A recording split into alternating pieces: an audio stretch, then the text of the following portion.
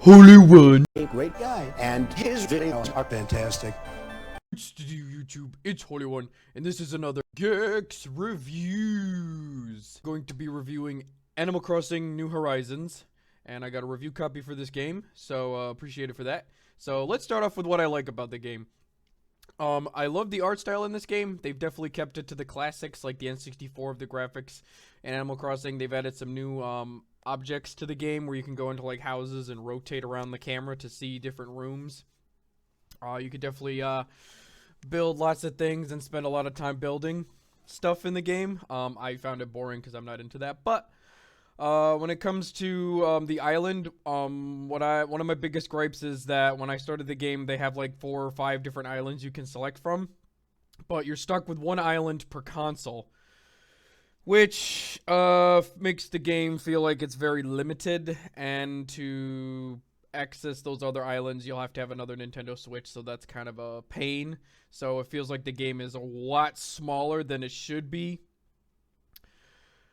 So that's kind of a pain to deal with. I didn't do any of the online stuff because you have to pay for the Nintendo Switch Online in order to access, I guess, people coming to your island and all that sort of thing.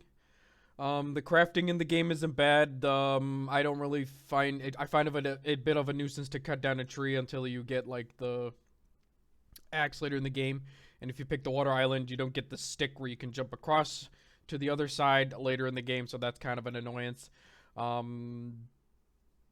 The game, compared to like the Animal Crossing on the N64, feels a lot worse in some aspects, where Animal's N64 version had like an actual story. This game feels like it's like, oh, you're on this island that's limited to one. Figure out how to build it for yourself. So I feel like it's a step down from previous versions of the games. And for a full $60, I don't feel like it's worth that at all. Despite all those faults, Animal Crossing has a ton of stuff you can do, whether it's fishing, building a camp, building your own island, creating stuff for whatever you want. This game, customizing your house to your extent. If you are a person who likes building stuff, you are going to love this game. It'll definitely be up your alley. It's just not up my alley.